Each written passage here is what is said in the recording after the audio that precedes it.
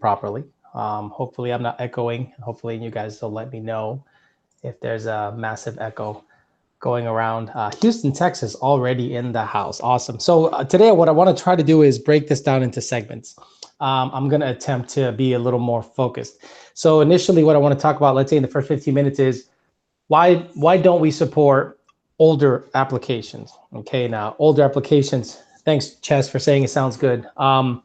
Older applications, and we're mainly going to talk 3 valves, 2 valves, Cobra, which, man, the Cobras got all salty as fuck in my last video, because I started saying this is not, you know, something we support because it's a tremendous pain in the ass. So let's talk Cobra. Okay, let's get going on Cobra. Okay, a lot of guys out there are saying, oh, Cobras are easy to tune, they're cake, you know. Okay, great. A stock Cobra is pretty straightforward to tune. Then you put a TVS blower on it, or a Whipple. Then you up the injectors, and you quickly find out the computer stops trying to process, so you have to cut everything in half. And that's where the bullshit begins. Not only do you have to get a different sensor, not only do you have to get scale the calibration by whatever you're scaling everything else by, you basically have to tell the computer, hey, computer, we know there's a lot of information coming through your way right now, so we're just going to cut that shit in half. Hopefully you can process it. Then let's just say you guys happen to have ID 1300s and you want to rev that sucker to like 7 grand. Shit ain't gonna happen. There's, I guess, these things you have to like tell it to stop monitoring certain things so that it can process other things fast enough so that it doesn't hit a phantom limiter. And I remember seeing this happen at my previous job. I was watching previous calibrator friend of mine tune a Cobra, and it would hit a phantom limiter at like 6100 for whatever reason, or 5900 or whatever. It would just rev up and hit, and no one knew why. Only when I got to Lund Racing did John Senior and I have just like one of those, you know, chats we have in the living room once in a while, just talking calibration. And he told me what the problem was. And obviously I'm not going to give all of it away, but you know, the computers are limited as to what they can process. So eventually you have to start shutting shit off so that it can process the other shit. So that's why. Also, no air fuel, no wideband. Oh, it's no big deal, Alex. I could just put a wideband in it and you can just analog it. Okay, very nice. So why don't you go ahead and do that on the 85 with a fuel system that's from 2004 with twin booster pumps, and you're trying for the life of you to get everything out of your current setup. Because guess what Cobra owners are more than anything? Cheap, right? They don't want to put a lethal style fuel system back there or anything like that. And if they do, it's on the budget mindset, and shit's jacked. The boost reference pops off and it has idle issues. So we cannot be remote mechanics. I can't sit there and babysit a Cobra for 2 days, okay? Because in the time that it takes someone like me, senior or junior, to tune a Cobra, we probably could make the company, let's say for instance, I'm on a Cobra for 4 hours, 5 hours. I could probably do 10 remote sessions and like 7 NA tunes or 10 NA tunes in that time because of the volume we kick. So I'm gonna sit in a car for 4 hours. I can't charge him more than $650 because people complain about dyno tuning money, where I could have made the company I work for like $8,000. You see what I mean? That's the conundrum we face. So a lot of you guys that are mad at me that I stated the obvious, honestly, too bad. You know, Coyote is so user friendly, and we do so much volume, and we literally catered to that tuning that it makes it a lot easier for us to do it. And it is a business.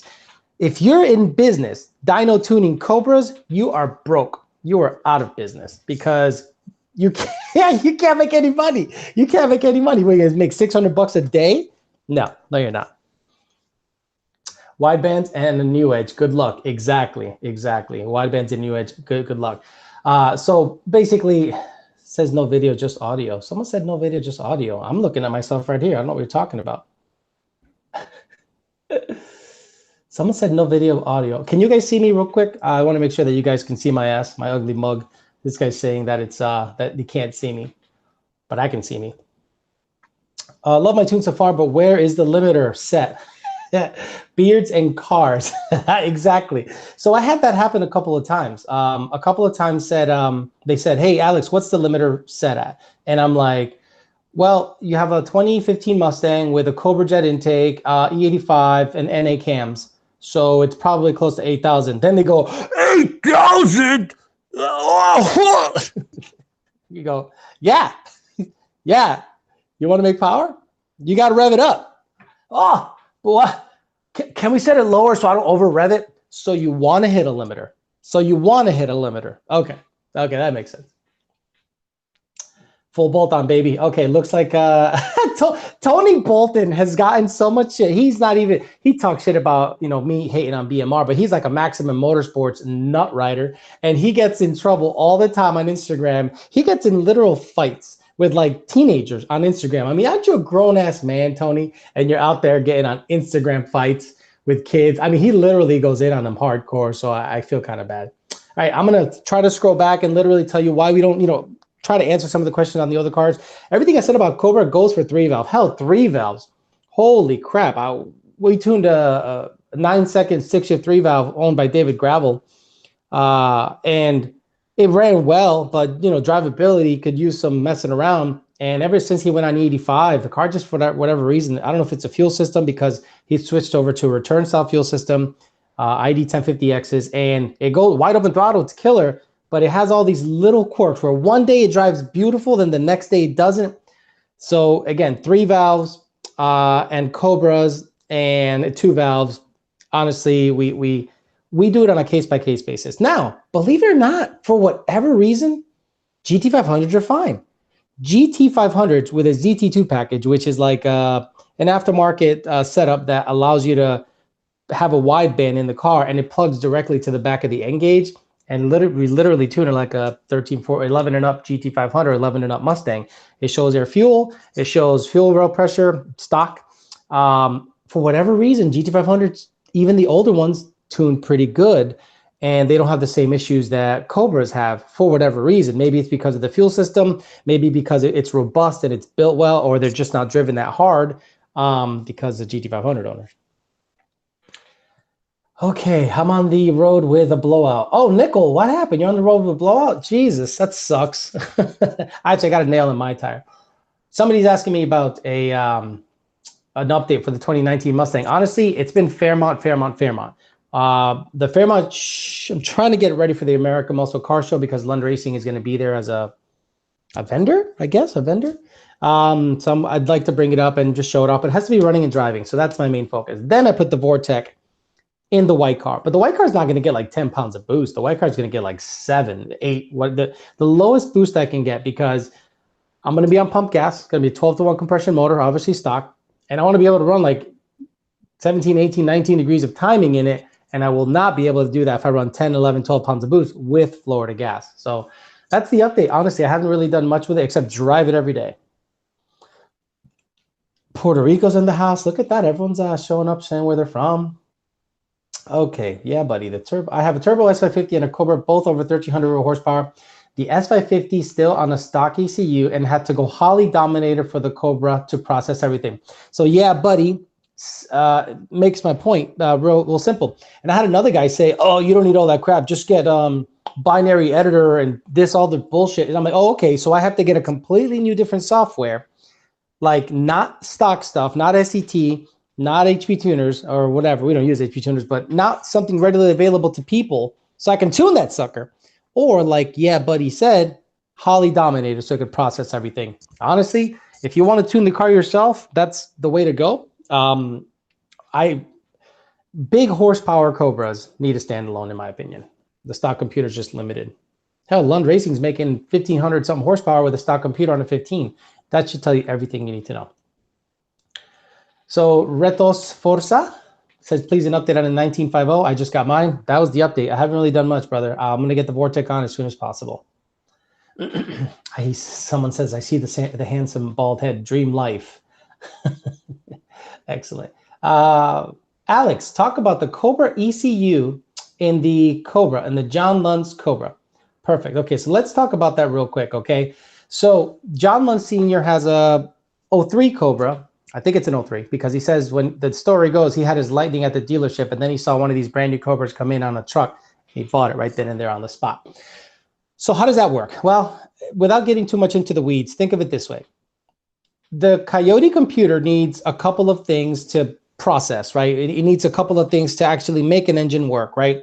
It needs to know the proper firing order. It needs to, get power to the coils. It needs to know, where the crank is, meaning you need to know where the reluctor wheel is in the front or in the back. Cobras, I think, are in the front, same as GT500.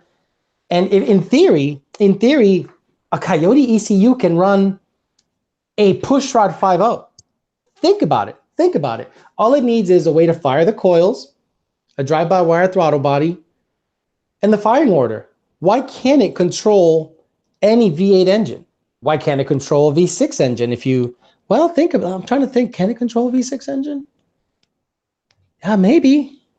So that was the theory because Power by the Hour does a lot of automatic swap GT500. So then when they got this Cobra in and John Sr. said, I want a 6R80 in it, Jake got to thinking and Senior got to thinking and everyone got to thinking, well, why can't we just tune it with a Coyote computer? And sure enough, after some, couple of different harnesses that they had to use, they used a twin 60mm throttle body. It's a turbo kit. It's got a 6R80. Change the firing order. I think the firing order is different on Cobra than Coyote. Don't quote me.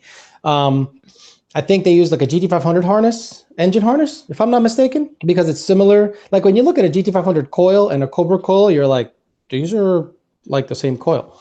And voila, I mean, they literally used a tune.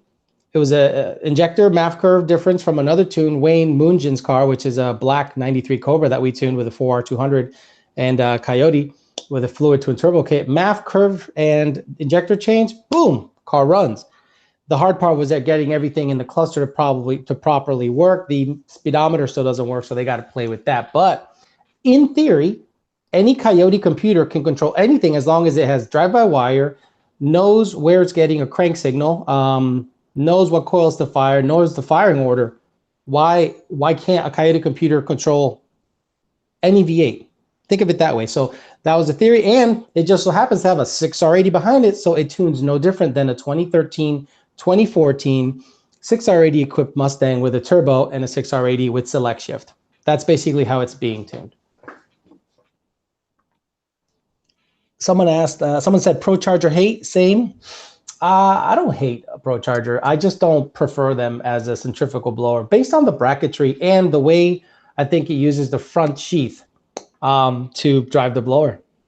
I think it uses the front sheath to drive the blower, yeah. And it just puts too much strain on the crank, in my opinion. Oh, $5. Thank you for the money. Why is John giving me, John, you gave me enough money. Well, actually, I shouldn't say that. John, keep giving me money. I'm talking to my boss, John Sr. 15 Mustang GT Auto, full exhaust, CJ intake, stage 3 cams. Would a 150 shot be okay? With a BAP and a cold plug and a window switch? Yes. I prefer you were on E85 though, to be honest. Just to have that octane, to SSRS, I would prefer something like that with a 150 shot and all that setup. You got everything. Why still could pump gas? Why not go with the 85? I would like to see 100, 125 shot on pump gas, but on 150 and the 85, I think we can be a lot safer. And I say that in quotation marks. What about an 03 Cobra with a slot style MAV? What about it? Senior, I'm sure can answer a lot of these questions. So he's in here. I prefer that.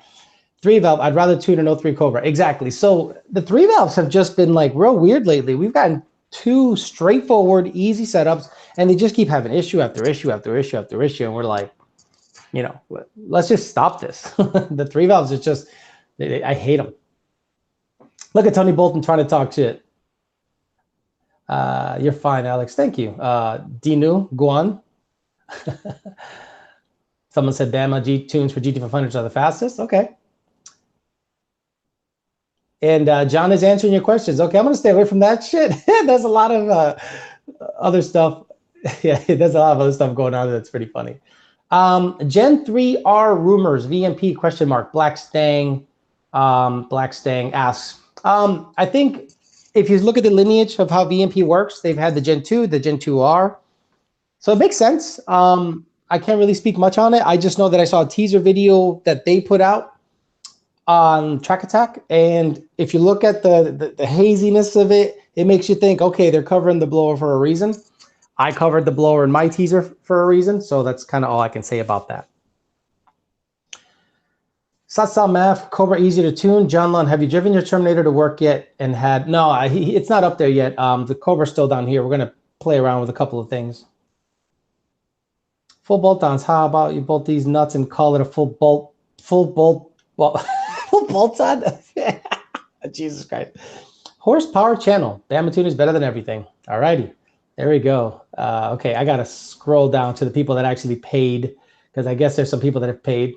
John just gave me 20 bucks for no reason. He didn't even ask a question. He just gave me 20 bucks. Some guys gave me 5 bucks, so I'm going to answer his question.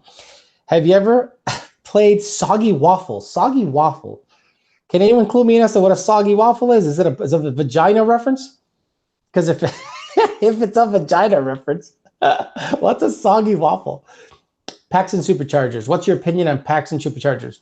Packs and Superchargers surprise me how much power they make. I believe the head unit is the same as a JT Vortec head unit, and dude, I've seen them make 800 on a 3.3 pulley, I think it is 820, 30, 40 through an auto. I've seen them go 950s or high 9.6, 9.5, 9.4. I think Midnight Performance had one running 9.1 last summer. They just surprised me because they're so small and so easy, and they make a ton of power. It's kind of amazing how they all work. I love the Paxton units. I love the Vortec units. They look really good. They sound good. They tune easy. ProCharger finally got their head out of their butt and took the stupid or started providing people the MAF sensor placed in the charge pipe, similar to how GT350 ProCharger units are. Their other units, like their stage 1 and stage 2 intercoolers, have a MAF sensor in a square intercooler. No wonder, the MAF curve was a nightmare to dial in. And guess what? The moment they did that and they put it in the charge pipe like everyone else does, all the customers started saying it drives so good. So thank God ProCharger finally did that.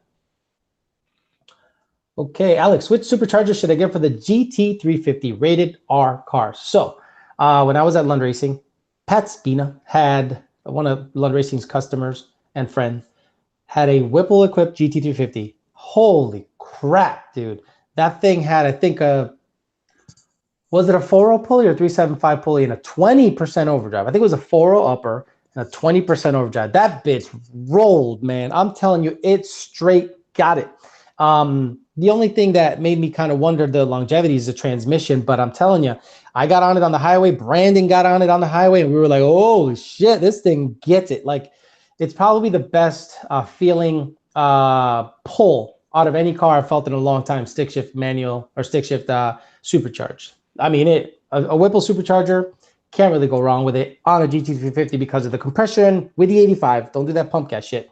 And that thing will be badass. Okay, whatever happened to you doing your half flip thing like you used to do in the old videos? Well, the half flip thing went away when I figured out that YOLO doesn't make any money on social media. So YOLO was good to get people's attention, was good to be on Facebook and Instagram, not so much, but just to talk shit and get noticed, right? Why did I want to get noticed? Because I wanted a job in the industry. Do you think I want to be a fucking clown the rest of my life, flipping my hat like a fucking asshole? No, it's fucking bullshit. I want to have a valid job in the industry and have my shit matter.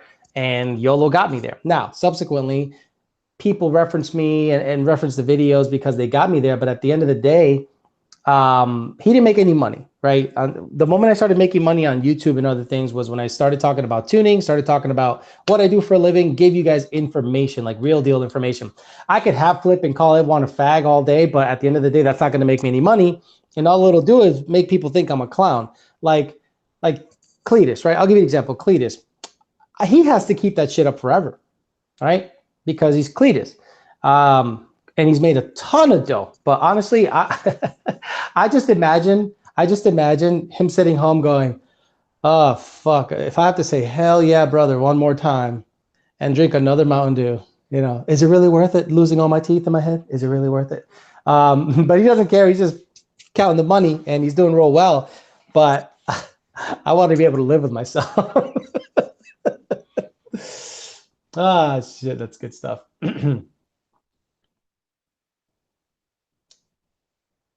Angelina Lopez keeps saying Alex, and you know what? She's one of these fans that's, gives you sexual innuendo and all that stuff, but she ain't hitting you up on the DMs or nothing. She's just like, "Hi, Alex, notice me," and I'm like, "All right, where's the number?" And all, nope, nothing, no, just nothing. Doesn't want to be involved. I'll just go, "Hi, Angelina, hello." I'll say hi to Raptor, Tony Bolton, Master on his solo, but unless you're sliding up in the DMs. More guys slide up in my DMs than girls. I like that's legit. What's the horsepower processing limit of an S197 Coyote computer? Geez, I don't think there is any really. I mean, it's more of an RPM limit than a horsepower limit. As long as you make all the horsepower before 80, 200 RPM, you should be okay. And it processes real good. The MAF, as long as the MAF sensor has a big enough housing, or if you find an aftermarket MAF sensor that has a lot of resolution, you can shove a shitload of boost through a turbo application and it'll process. It'll be nice. So I haven't seen a limit yet. It's more of an RPM limit than a processing limit, if I'm not mistaken, Matthew Griffs. Sebas says, "Hey Alex, do the tune on my PP2. Just order the tune by Lund." Well, Sebas or Sebas, just try to see if you can request me, and they might bump you over to me, but they might not, dude. I woke up to 75 emails this morning. Somehow I got through them. Most of them were revisions and tunes, but man, that was insane.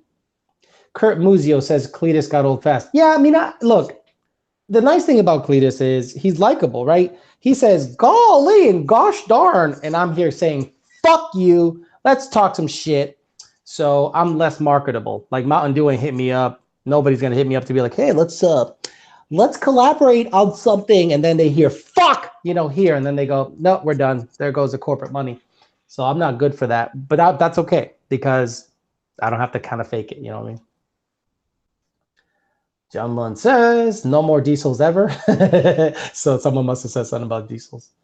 Hell yeah, brother. Hell yeah, brother. Oh my God. Hell yeah, brother. Could you imagine he wakes up and goes, "Hell yeah, brother. Hell yeah, bro. Oh, hell yeah. Oh, Bartle Skeet." When someone says Bartle Skeet, do they know what skeet means? Like, I would never be caught dead saying I drink skeet, even though I just said it. Freshly Wood says, "What do you think of AED?" AED, Sean, smart dude. Super good guy. Feisty.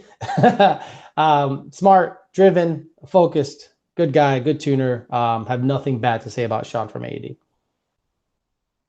Hell yeah, brother. Hennessy. Someone's asking who's Tony Bolton. Everyone, Tony Bolton. Okay, everyone needs to know Tony Bolton is just a troll, and if you guys feed into it, he gets stronger. Okay, it's like remember The Fifth Element, and like that ball, like that big stupid fireball, like ran on hate. If if you don't hate, he goes away. It's simple. Oh, slick S550, giving a brother $20. Damn. Alex, would there be a noticeable benefit in upgrading my stock Roush heat exchanger to a larger unit with fans? I'm an hour outside of Atlanta and it tends to get hot. Car has no tune and a boiler catback. Thanks for your help. Absolutely, slick S550. So what happens is the heat exchanger, think of it as a reservoir, okay, and capacity. So the stock Roush one is, I think it's single pass and it flies through it, and it doesn't really see the air long enough for it to cool down. Whereas the triple pass dual fan, not only is, even if you're in bumper to bumper traffic and you're not physically moving, air is being, pushed through it. And the triple pass has, think about it, think of it as 3 different radiators where it goes 1, 2, 3. Okay. So it cools, each chamber gets cooled and it's there a little longer so that when it makes its way back to the engine, to the heat exchanger, sorry, the intercooler, cooler air makes its way there. And it's just a constant cooling effect. So it's not about it running cooler all the time. It recovers quicker. That's what I tell people. It recovers quicker. If you're on a 69 millimeter pulley and a kill combo and 85, you're going to see 140, 150 IATs at the end of the track, but it'll recover quickly. If you're in bumper to bumper traffic with a stock heat exchanger, you might see IATs at 150 plus, whereas a dual fan triple pass, you'll see them in the 120s, 130. In Houston, I never got above 130 in bumper to bumper traffic middle of summer with a dual fan triple pass heat exchanger. Max Vic 3D says max safe horsepower for daily driven Gen 1. I drove mine at 700, high 600, 700 for 3 years, and it was fine. Okay, beards and cars. Alex hooked it up on the tune. Another tuner that my engine builder used really couldn't tune my Kenny Bell setup. What the fuck? One of y'all's competitors, Lund Racing, for the win. Thank you, Beards and Cars. He paid to comment, not to ask a question. What a guy. Rated R, what up? Yeah, that multipass. Good. I love you guys. You guys know like some of those references. Yeah, the thing is, at the end of the day, I definitely want to be myself. And if I'm going to make money, if I'm going to make it on YouTube at all, it's going to be being myself. I really don't want to be a character. I don't want to be YOLO. I don't want to be a fucking clown. I was at PRI one time, and I was just feeling some type of way. I was just hating traveling. It was PRI because it's Indianapolis and it's cold as fuck. And some guy's like, hey, flip your hat. And I was just like, who the fuck are you? You know? But I guess I don't blame him. Flip your hat. Do your hat flip. One guy one time, oh my God. One guy one time literally sat by the side, right? And he did this for like 5 minutes. He was like this. So he was like to the side of me, right? Like over here. And he kept doing this. And you know what I did? I just ignored him. I was just like, da, da, da, da, da. I wanted to see how long he would flip his hat for before he just came over and said, hey man, nice to meet you. What, you know, and then, no, he just kept flipping his hat for like 2 straight minutes. I'm like, your forehead's gonna get chafed, bro. And he finally stopped flipping his hat. He goes, hey man, big fan, name's Kyle or something. And I was like, why'd you just stay there flipping your hat? just come up to me and say hello like a normal person. Oh shit. Alejandro looking bigger. Yeah, I weigh less, but yeah, Senior said the same thing. He was like, you got some mass. It's like, damn straight, bro. Oh, man. Alex, opinion on torque booster setups for Century setups, just over spin blowers. So what's a torque booster? For those of you that don't know what a torque booster is. So centrifugal superchargers are really lazy down low, really lazy. So Beefcake, I think, sells this setup where it basically, you pulley for a higher boost number, but you still see the same target peak boost. The engine sees only the same target peak boost because it wastegates the other 5. So let's say there's a spring and it's for 10 PSI, but you're pulling for 20. Well, it'll see 10 PSI quick because it'll get rid of the other 10, and the engine will see the other 10 because you're pulleyed for that much. So that's what a torque booster is. Or you could just buy a TVS or a Whipple, and there goes that. Okay, I have a 2012 and I don't see my AFR on the gauge. Am I using Lambda wide 2, I think? Is that wrong? I'm sorry. I don't know what you mean, G-unit strictly. It seems like you're asking me if on a wideband, on your data logger, you should see AFR 1 and 2, okay, on a data logger. You won't see anything on a gauge because I don't think the 2012s has that cluster that shows you AFR, only 13 and up. Alex looking like Carrot Top all buff. No, Carrot Top's way more buff. Carrot Top's fucking jacked compared to me. That's steroid life, dude. That's one thing I thought about. Like, I go to the gym and I see these guys in their 50s, okay? Fucking, I mean, jacked. I mean, like, they're like, you know, duh, and they're fucking huge, and they got these veins, and they're huge motherfuckers. And I'm like, dude, I've been working out for a long time, and I don't look like that. So I know they're on some shit, on some gear. So I go, well, fuck that. I'm not going to get in any gear because I'm like, I don't even take aspirin. I don't drink. I don't smoke. I've never had a drink in my life. And I see these guys all jacked and I go, God damn, I'd love to look, you know, a little beefy like that. Like after a year's worth of, you know, a couple cycles, a cycle here, there. Can't do it, man. Fucking can't do it. AD's a good dude. Yeah, he is. Indie Boost. Wow, Indie Boost paying the brother. Dude, I appreciate it, but slow down on the money. I mean, I'll take your money, but damn. So someone says, so I guess I'll park my car then. Have my PB8 6R80 installed, waiting to see if you will tune it. Pezzo was going to ask you to do it. I'm willing to wait, but not willing to give up my sweet tickets at the AM show. P.S. Don't be a douchebag. So Indie Boost, you got to understand, I work for Lund Racing. The moment the laptop gets opened up, I'm working for Lund Racing. If you were to talk to John Sr. and say, oh, I'm willing to pay a premium to have you tune it in person, I'm sure we could work something out. But gosh, that's it's going to take me away from the tuning queue. The tuning queue is our main source of income. And if I'm on your car for 3 hours, that is 3 hours I have to work after work. Meaning when you're gone and at 5 o'clock everyone leaves, I still have to be there and finish up my list. Okay, that's not making me any money. That's just kind of I don't say it's wasting our time, but trust me, I don't have to tune your car. If you go to Power by the Hour, Brandon, Dakota, Junior, Senior, or myself, whoever gets the ticket will handle the tune. And guess what? We all tune from the same files. Every single one of us uses the same exact file pool to use. Junior doesn't start with a completely different file than I start with if it's the same application, you know, and if he does, then it's some special sauce that he knows he's vetted, but it's the similar layout. So I love you, and I'm really flattered that you want me to tune your car, but there is no mechanism for that. And at the end of the day, it's better to have it handled by a shop. They do the logging, the tuner gets back and forth. It doesn't take him away from the queue, and we get you tuned. Trust me, it's the same thing. The only thing you're gonna get from me is maybe I'll fart on your seats and it'll stink. That's the only difference that you'll get from my tune than anyone else in the company. You'll just probably, you know, smell my sweat and butt, unless you want that sort of thing. Do the cam fart sound. Yeah, Joe Martin. Do the cam fart sound. Do that thing with the Cobra. Wee! Do the wee. Fuck you. Appreciate your help. Your videos are always informative and often funny. Often. Always funny. No problem, Slick. And stop paying me. Jesus Christ. Alex, did you see Stag Mode go back to the track with all his seats in? Ryan Rodriguez. No. Tell me what happened, Ryan Rodriguez. Tony Bolden, Stang Mode is Alex's twin brother. Stang Mode is a lot shorter than me. I met him one time. He's a lot shorter than me. No, I will use the ticket system. Just want you to do the tune. I'm in Indy. Okay, Indy Boost. Request me, and we'll see what we can do, bro. Everyone wants an Alejandro Flores tune. Nah, you know, everyone really wants a John Lund Jr. tune, and you know, he's gonna pull the remaining hairs out of his head if he gets you know, another Cam Lope flex guy. See, John's at a level that, you know, you got to challenge him, and you know, you got to bring like 1,500 horsepower twin turbo cars to him for him to be like up and at it. You know, I'll do an NA car all day. I love getting an NA car that runs 1170s, 1160s, and he's so happy that it went 1130s. You know, I'm not saying John isn't happy about that, but to get him excited, I think takes big boy stuff.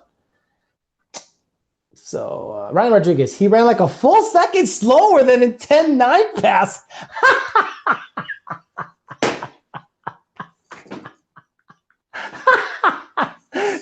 So he ran. So he.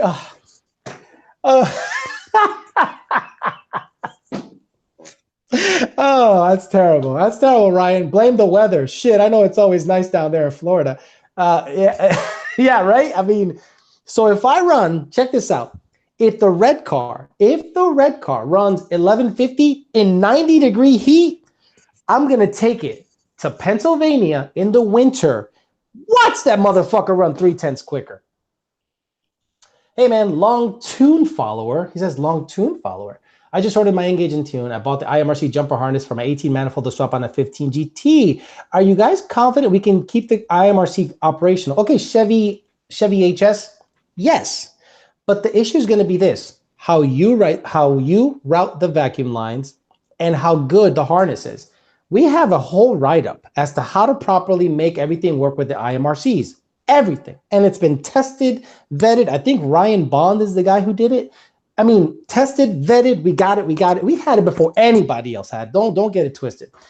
But people were just lazy about routing their vacuum lines. And luckily, VMP came out with a video, an in-depth video as to where to put the line, where to put this, where to put that. So go to their channel. They'll have a video as to if you're using their harnesses and you route the lines the way they tell you to. All we have to do is change the voltages in the tune, and boom, it should work. If it doesn't work, we say, look, we're not going to chase your problem because I'm sure you have something routed wrong. So we're going to just tell you to lock them out. Cam Low Flex E85, 87 pump gas, diesel burble tunes. Yeah, exactly. I had another guy ask me for a burble tune today, and I thought he was kidding. He was dead serious. He was dead ass. That's a new term the kids are saying nowadays. He was dead ass. Dead ass wasn't joking. That's the way you say it. You don't say dead ass serious. You say he was dead ass, and then you stop. Subaru WRX fan too busy going balls deep on dudes to fight. Is Subaru WRX fan that little guy who was driving the GT350 and like sounded like a girl yelling in it? I think that's what you're talking about. Oh, that's great. So, rated R cars. Tony Bolton and Matt Marin has a hot wife. Oh, he does? Okay. Very nice. So much info. Yeah, Maurice, that's the thing is I try to give people a lot of info here that a lot of other channels will give you vague answers or they just don't know the answer. Case in point, if you want to delve into this shit, I mean, let's talk throttle bodies, right? I'll talk throttle bodies a little bit, but I got to be vague. But I'm going to talk throttle bodies. Big, massive monoblades are all of a sudden starting to become an issue. And a lot of people are blaming the tunes, right? Whereas the tunes haven't changed, right? If you have a Ford Racing monoblade from, 2000 and 2013, right? And then that tune was fine. And then you buy a brand new monoblade that's the equivalent or similar size, and you put it on and it fail safes with the same tune. Well, it's not the tune. So you're going to start seeing a lot of people just kind of push stuff, and you guys got to do some thinking. Okay? No naturally aspirated car needs a monoblade. Like no naturally aspirated car on the planet needs a monoblade. If you have a Cobra Jet setup, the best throttle bodies out there that I've found are the Twin 65 from Ford Racing, the CJ65, and the VMP Twin 67. Now, subsequently, VMP has come out with the Twin 69. I haven't seen many failures on the on the Twin 69. It seems to be doing okay. But again, the Twin 65 and the Twin 67 are tried and true. So what happens? A guy goes, well, I want a monoblade. Then he gets a monoblade and it sucks and it doesn't run right. And then they go, well, Alex, it drives weird, right? Right? They're like, well, we'll fix it. Like, okay. So the tune has been good forever. All of a sudden, it's not running right. You're probably going to gain maybe 5 horse from a monoblade, maybe 8 from a monoblade to a twin from a Twin 65 to a monoblade. So a lot of naturally aspirated guys are going a little kooky when it comes to that. Now, big blower guys like, guys that have a Kenny Bell 4.2, 4.3, well, it comes with the 168. Okay, so a lot of people try to put that in a car that in a let's say they try to put a 168 in a car that doesn't warrant that a big throttle body. Okay, I've seen a lot of guys try to throw a 168 on a GT500 that has a 2.4 upper and a 123 cold air, and I'm like, what are you doing? What are you doing? I mean, you don't need that. So a lot of people get a little in the weeds when it comes to parts. They think bigger is better all the time. And I always tell them, look, tunable is better. So if you have a GT500 that makes under 800 rear wheel horsepower, Twin 65, Twin 67 is fine. If you have a naturally aspirated Mustang, Twin 65, Twin 67 is just fine. If you have an 18 manifold, obviously the stock one is just fine. Oh, gosh, everyone's gone a little crazy. You say big, massive monoblades or big, massive monster boobs. What's funny? I was a butt guy forever. Like forever. I'm still a butt guy. I see a nice butt. I'm just like, ooh. But lately, boobs have gotten my attention. Like I'm looking at boobs. Now, Florida's full of fake boobs. So when you see a nice set of like mint boobies that are real, you go, hot diggity dog, look at that. Some real tits. So yeah, I don't know. It's changed for me a little bit. Maybe in my older age, I'm looking less and less at the ass because a lot of the asses down here are attached to some specimens that I wouldn't. So, but the boobs, I'm becoming a boob guy. Hey, Alex, trying to make between 750 to 800 rear horsepower on my Whipple 2018. E85 isn't common in Louisiana or in my area. What fuel do you recommend I run? Do I need an upgraded fuel system? So to make 750 big OG TT, you're gonna need race gas, brother. You're gonna need race gas. You're saying to the tire, right? I'm hoping you're saying to the tire. You're gonna need race gas, and there is no real replacement for E85. You can run something like a 260 GT, but again, are you daily driving this car? Are you willing to run C16? Are you willing to run 260 GT? Are you willing to run Q16? Are you willing to run something that is a race gasoline as opposed to an ethanol fuel?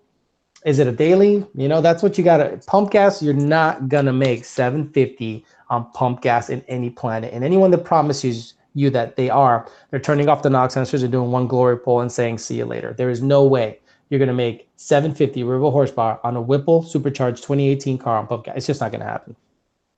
So unless you're willing to run 260 GT, Q16, C16, unfortunately, you might be, it's an uphill battle. Oh, they're talking to Brandon. I bought 3 VMP 267s and they always fail safe. Shannon, I don't know. I mean, that's a common issue with the thoughts on, okay. Is there this common issue with the throttle bodies? Honestly, Shannon Dugan, that surprises me. Twin 67s from VMP are actually pretty damn good. I mean, I've worked there for a year and change and they were good. So maybe it's just a slight manufacturing defect. Maybe they had a bad run, but I'm sure they'll make good on it. But that actually surprises me.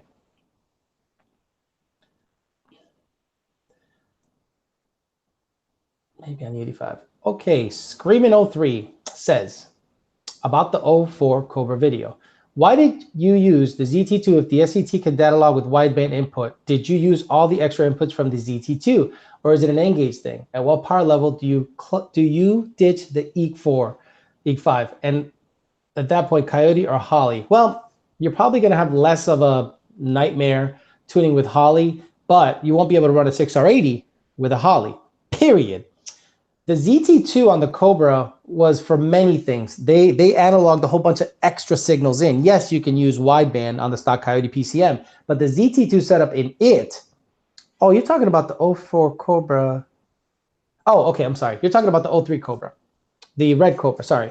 So the only reason you can analog it in, right? But he's using an N-gauge. That's why. SCT is fine. I'm not going to talk shit on SCT. But he's using an N-gauge. Sucker flashes like in 3 minutes. The sucker's a quick bada bing, bada boom, it's done. So if you were to get a ZT2 package, you can wideband in and plug it right back into the back of the fucking N-gauge and not have to configure anything. And you touch the screen, drive away, touch it again, and you have wideband in the sucker. So that's why we suggest anything older than 2011 and they want to make big power, they better analog a wideband signal in or buy a ZT2 package, and that's the only way Lund Racing will do it. It's just preference if they're using an N-gauge. Understand, if they're using an N-gauge. Okay, 2018 GT 10R80 Whipple or Eaton 2650. Trying for future plans, going the 85 Lund tune, spraying until that boost money is saved up. So Brian Devil Bliss has a Edelbrock 2650. It's been 920s. They were going to go on kill the last rental, but they had a drive shaft failure. I guarantee that car is going to go 8s with a second gear leave. I can bet on it. That car is going to go 8s with a second gear leave. So does the Whipple. So it's more about when you want your power. But at that power level, I think the power delivery is similar. So you're not really going to feel that much of a difference between one over the other.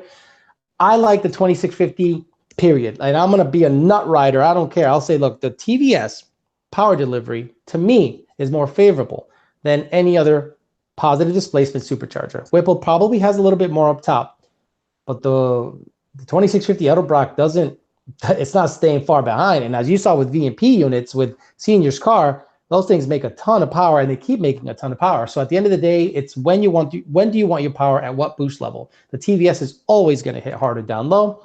The Whipple is probably going to make more up top based on displacement. In my opinion, TVS all day, because not everybody's racing all the time. Most of you are just driving on the street, hooning, doing dumb shit, and I think the TVS is the better overall rotor pack for that setup. N Rostra 956 says, I have an 073 valve with a Ford hot rod cam, a JLP straight pipe, lethal tune, and I want to run 12s all day in hot Texas weather. What else do you recommend? Wait.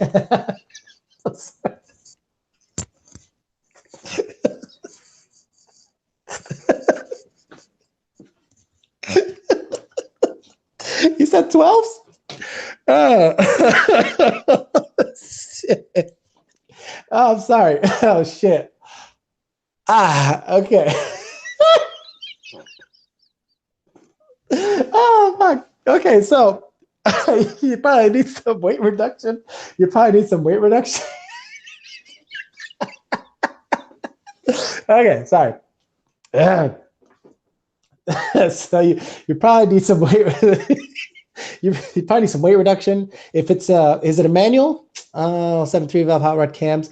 Well, what else? If it's a manual, you could probably get away with a 410. If it's auto, you probably get away with a 410. Sorry, you have to pay $5 for me to laugh at you, man. Sorry. Or race gas. I know you want to do it on 93 octane, but at the end of the day, dude, I mean, you got to give your car the best shot possible to get into that constant 12-second zone. And I think it's best that you give it good fuel, try to take some weight out of it.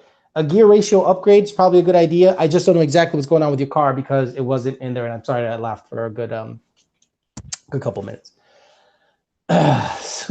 Nicholas Harvey, 17 GT350, Whippled, 3.5 pulley, ARH exhaust, DD149, tuned by Dakota, and revised for the DD149 by you, 93 and booster, pulls like a train. As always, looking for more. Would cams be worth the upgrade?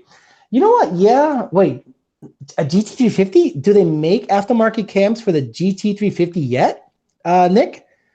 I don't know, but look, cams will actually take away some cylinder pressure. Aftermarket cams will take away some cylinder pressure and move some air, and the car will subsequently make less boost, but it'll make less power because boost is a measure of restriction.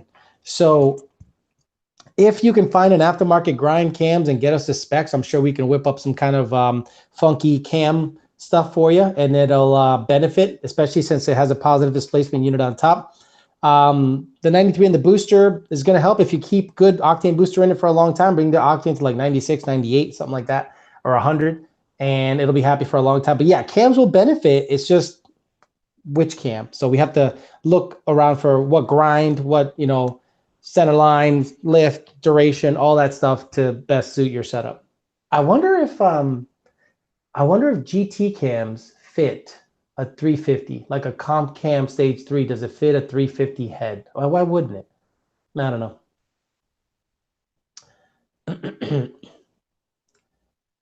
Oh gosh, they're going on and on about something else. Okay, let me see. Go back. Hopefully I didn't miss anything.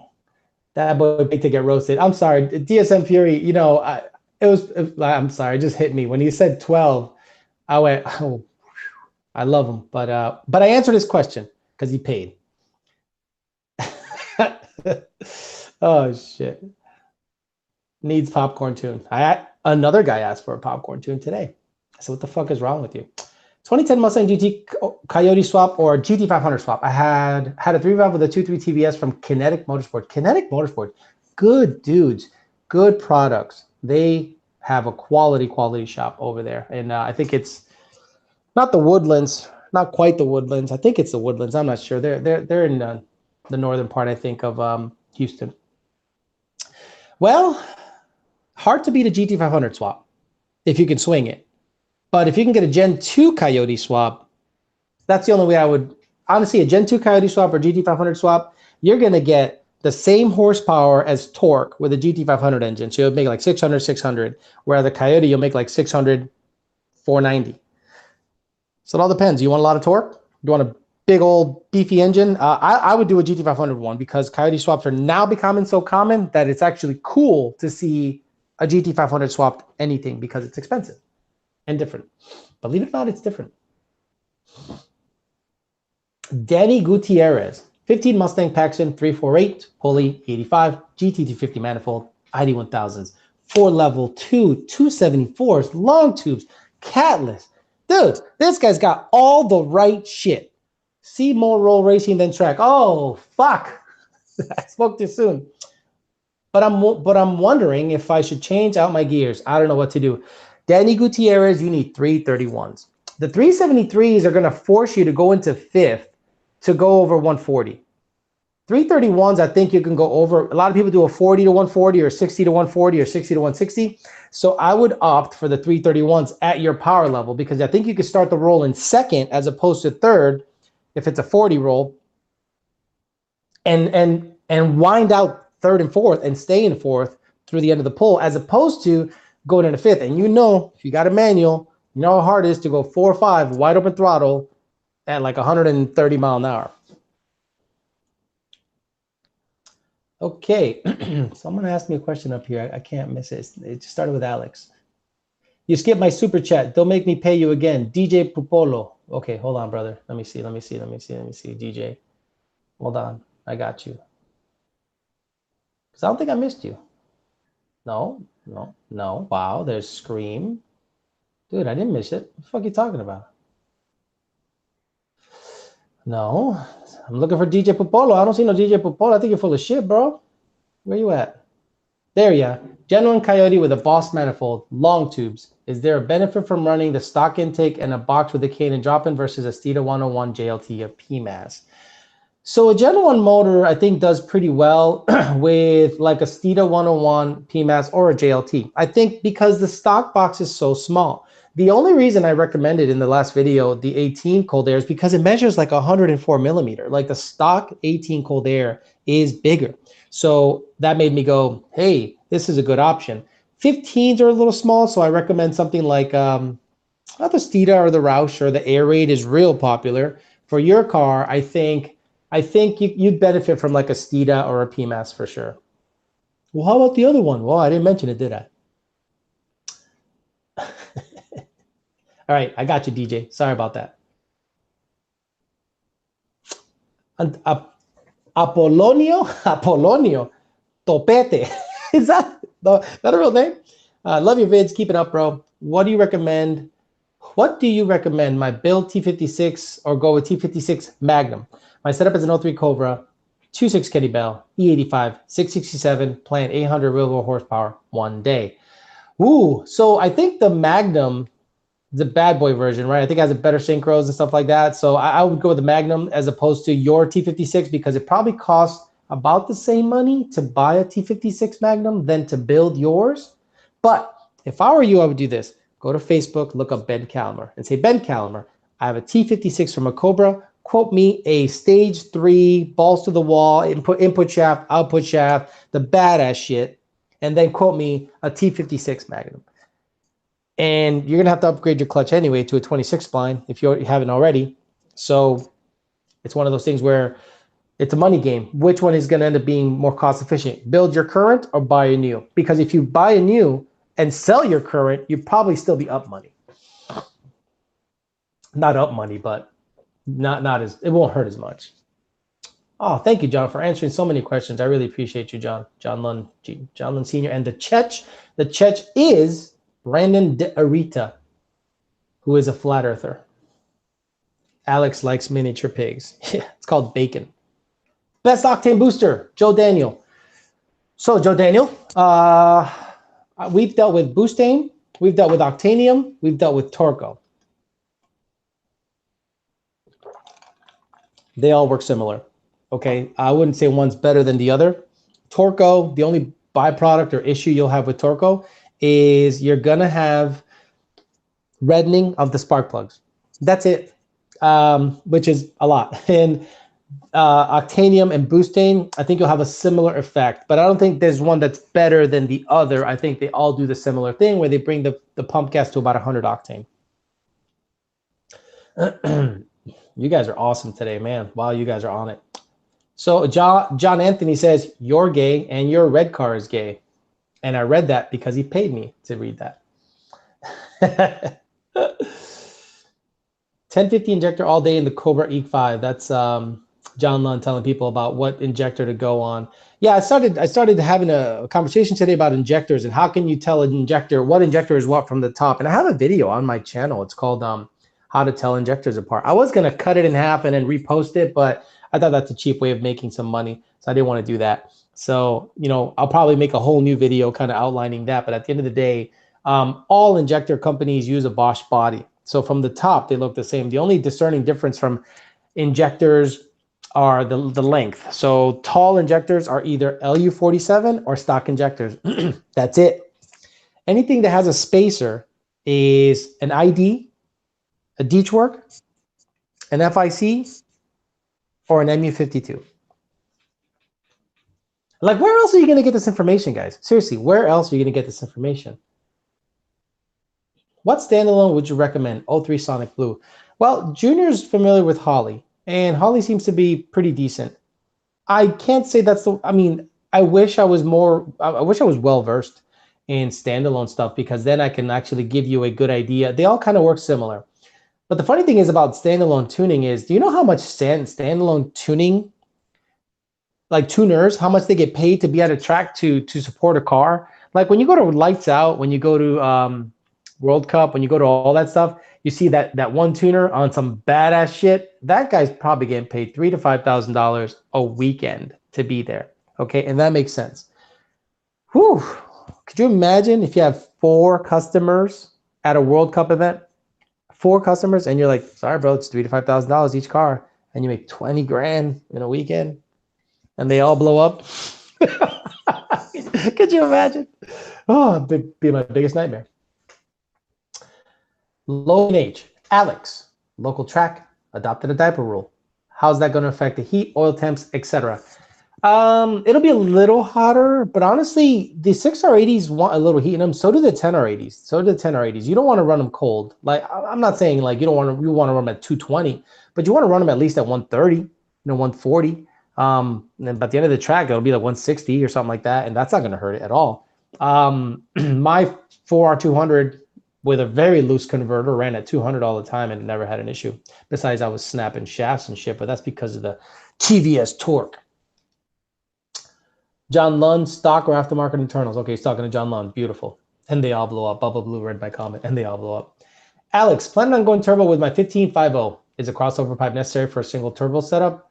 Ooh, you know what, Jose? I'm going to be honest with you. I don't know that answer. Okay, maybe John Lund would know that answer when it comes to back pressure and what his experiences are, because he has way more experience than I do with turbos.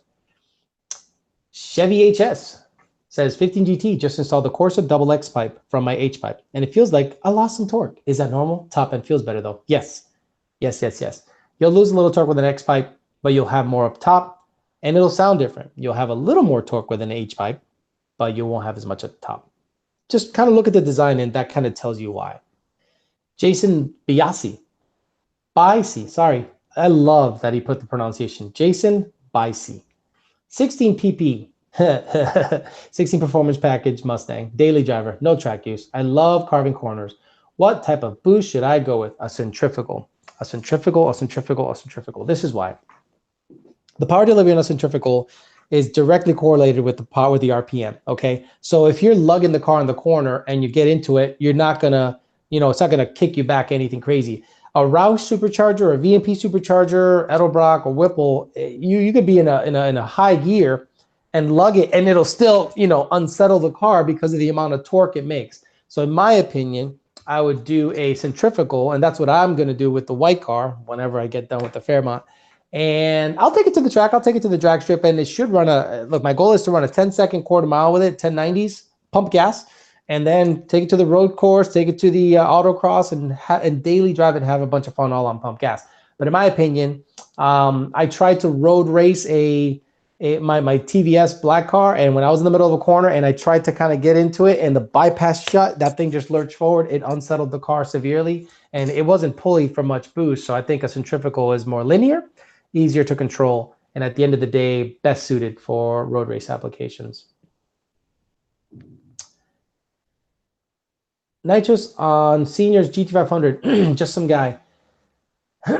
So Senior has an ice tank, so I don't think he needs nitrous, but it would be funny to see what that car does with a 100 shot. Could you imagine Senior's car? Now, next, I can't give too much away because we have some stuff coming up, but stay tuned to VMP's website, VMP's setup. And when they come out with some news, you're going to see what ended up happening with Senior's car, how much power it ended up making with some equipment.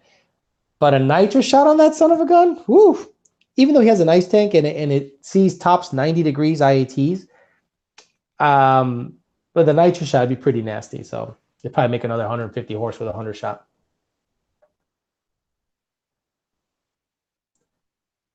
Chevy HS said, thanks, man. Big OG TT. Hey, Alex, I know I'm an Octane limited with my 93 Whipple 2018. It's not my daily driver. I'm willing to spend the right amount of money to make 750 to 800 to the wheels. Well, big OG, then you're going to have to get race gas, okay? Whether it's C16, whether it's MS109, that's the other route. You could take MS109. Now, remember, Lethal made like 800 on a booster pump, ID 1000s, and a Whipple manual. And it ran 970 or something. Manual back in the day, the blue car. So that was on MS109, no fuel system, but it wasn't there late. It wasn't there daily. It was like a race car. So you're going to have to take a similar road to make your car make that kind of power. Just some guy says, drop the GT500 video. It's in the can, brother. It's in the can. All I have to do is go bloop and it's live. I'm just waiting on VMP to give me the word, and we're gonna blow your minds. We're gonna blow your minds for sure.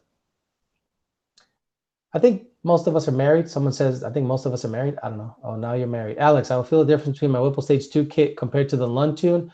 You'll feel the trans calibration is pretty legit. Like a lot of people that come from a Whipple tune, they immediately get our trans calibration. And this is the first thing they say. Oh my God, my neck hurts. Oh my God, it shifts so hard. Can you make it soft again? And then we make it soft and they're like, you know what? I think I like it hard. And we know you like it hard. So our calibration for the Whipple between ours, the Whipple one makes power. It's just no joke. And Ed Badillo is a great tuner. But ours has better trans calibration in our opinion, and it's quicker. And you're going to have to kind of get used to how it drives. I mean, we can make the skip shift happen, but at the end of the day, you're buying our tune to go faster. So think of it that way. If you want the car to run stock, return everything to stock and drive stock. If you want to go fast and don't be a pussy, get with us. Your car's going to shift firmer. Yes. It's not going to be like stock, no, but it's going to be quicker, faster, and better overall, in our opinion.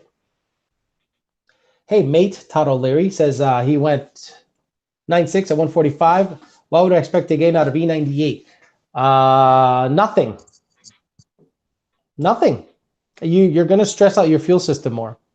That's what I would think. I mean, cooler charge temps maybe, but at the end of the day, if you're already seeing 22, 23 degrees of timing, and you go to E98, Todd O'Leary, all you're going to see is spiking fuel trims, or you're just taxing the fuel system more. Even if you have a twin setup or a triple setup, I think you're just taxing the fuel system more. At this point, Todd, your best bet is to get the car lighter, get a different K-member, race seats, race buckets, take everything that doesn't matter out of it. That's the only way. If you're going to play that game of trying to go fast, heavy, you're playing a losing battle. And trust me, the red car is a great example of when I went 9.1 at 153 and I tried for that 8-second pass and the thing just kept breaking parts and breaking parts and breaking parts, I was done. I was done because my next bet was to make it lighter, and I was just like, well, the only way to make it lighter is to put it in a different chassis, because I'm not going to pay $800 for a hood, $2,000 for doors, optic armor. Fuck no, I'm already in the wrong chassis.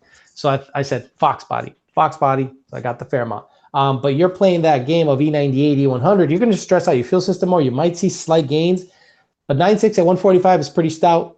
Some of our guys with a 2.3, let's say a second gear leave and a real big boy stall are probably running slightly better times, but not much better. I got Daniel Alessi in Houston with a 69 upper, I say 72 upper, and he's like a 980 car, full weight. So, you know, if he wants to party and put a different set of gears in and do like a second gear leave tune or something like that, I guarantee that car will go 40s or 50s at least. But Todd, to answer your question, it might gain a little bit, but you're not going to gain tenths out of that. I think you're just going to tax your fuel system a little more. Ryan Rodriguez, Mustang Reddit. Whoa, I know Reddit. Mustang Reddit took my Lund tuner God Alex meme down. Oh no, Ryan, can you send it to me? Why did they take it down? Fucking mods. Okay. Any luck of getting some YDBT stickers? I don't really have YDBT stickers. I had a girl I was dating make me these guys, and I thought they were kind of funny.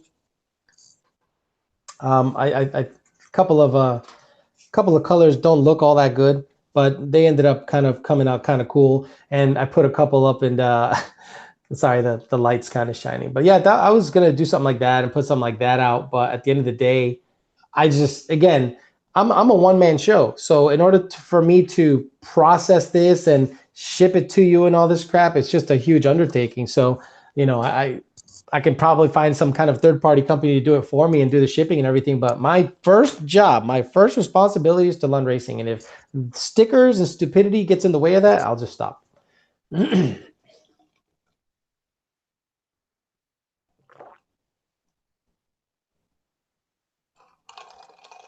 Thomas Valdez. I went to 2 different Ford dealerships and there were at least 6 bullets on their lots and would not sell. Bullets are the dumbest car that Ford ever like produced. It's a green premium GT. Such a stupid car. Such a stupid car.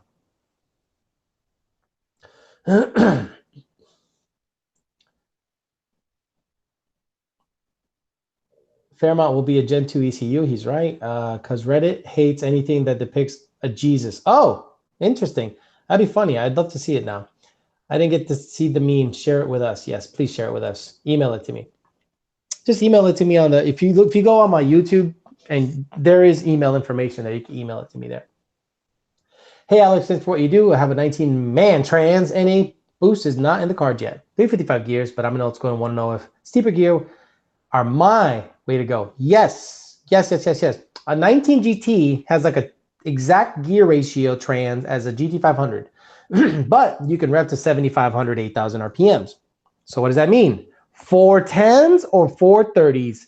Fuck yeah. Because you got 6 speeds, dude. So I would do 410s or 430s if you really want to party with a 28-inch tire.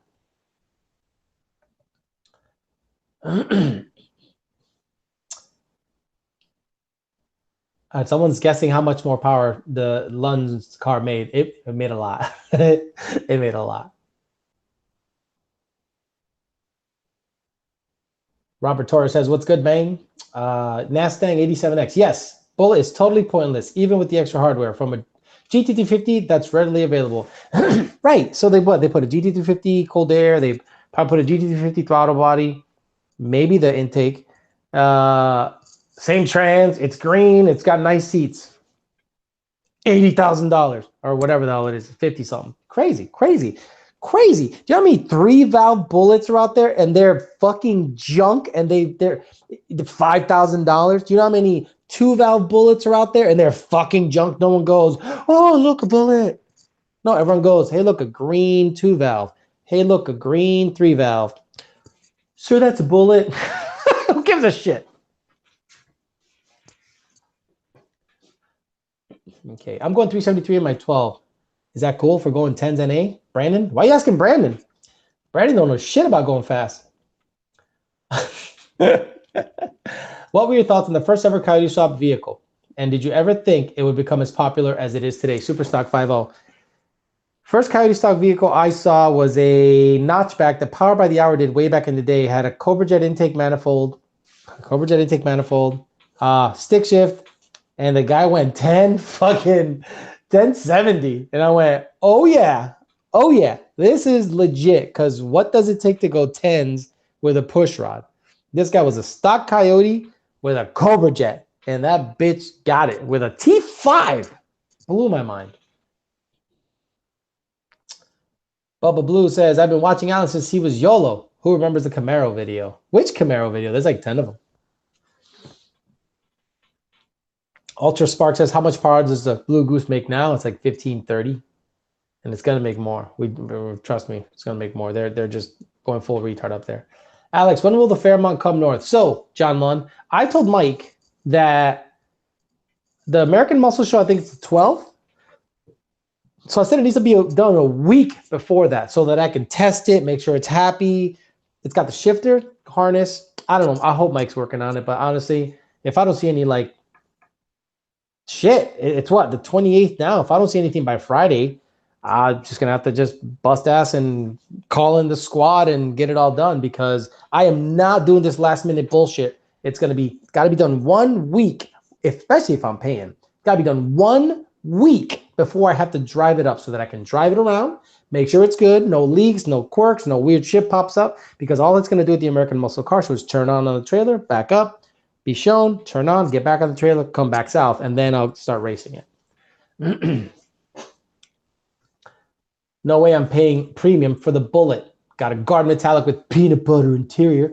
Good enough. Exactly. Blue Goose trapped 183 miles an hour at 3,690 pounds. Do the math. Yeah, it's over 1,600. Coyote Swap. Alex, looking to swap my new Edge. The car will be medium effort, NA, until the boost is introduced. Gen 2 or Gen 3, having a hard time deciding. If you can swing a Gen 3, get a Gen 3 in there. I think Ford Racing already sells a Gen 3 control pack manual. But for the price, I think a Gen 2 is where it's at. They already have an automatic control pack. They have a manual control pack. So the options are more plentiful in Gen 2, and Gen 2 can take a 100 wheel, no problem, once you boost it.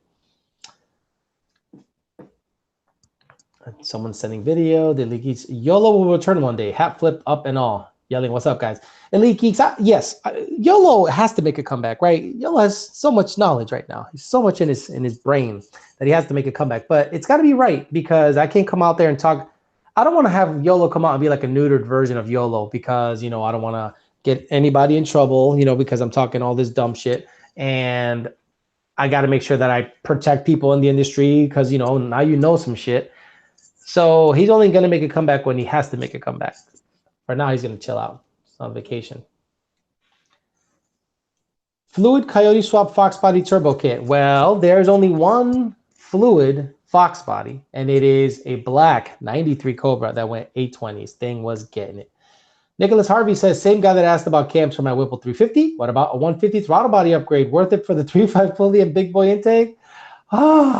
So if you do decide on buying a 150 throttle body, let it be known that drivability isn't great. Some have had issues. And when you mount it, do not mount it with a gasket. You have to very evenly tighten it down and just use like a thin Permatex or RTV layer, because the gasket provided might deflect the throttle body and make the blade stick. But a 132 is fine. Dude, I love you. A 132 is so tunable. It's fine. You're going to make maybe 8 more horsepower. A 132 is fine. I jumped on the 18 manifold bandwagon last year. Should I use it with a centrifugal blower or just sell it? No, dude, use it. Use it. The 18 manifold loves the boost. Use it. Okay, so it's been over an hour. I want to try to keep it fresh. 354 people were watching. Thank you. 2 people downvoted. Fuck you and fuck you. So I hope you guys enjoyed it. What I'm going to try to do is make this thing a weekly thing. So I'm going to try to make it every Tuesday, 8:30. It'll be called Talking Shit. That'll be the name of the show, Talking Shit, because I'm talking shit. So if nothing happened during that week, I'm just going to talk shit about anything. If something happened during that week, like the Cobra video, and we talk about it and it's pertinent to our tuning discussion, I'd love to have a conversation about it. So for now, we're going to go ahead and end it, and we'll see you next week. Thank you for joining me on Talking Shit.